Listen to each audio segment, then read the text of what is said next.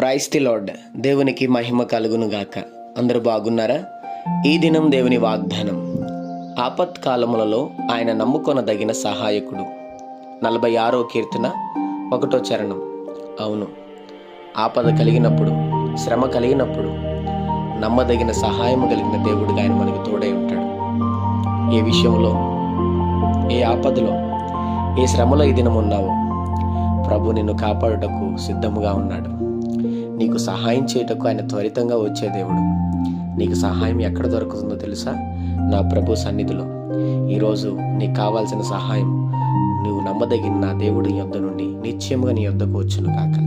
చిన్న మాట ప్రార్థన. ప్రేమ కనికరం గల మా తండ్రి, నీకు వందనాలు.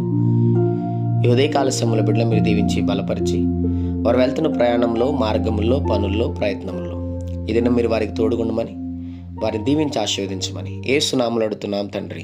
ఆమేన్.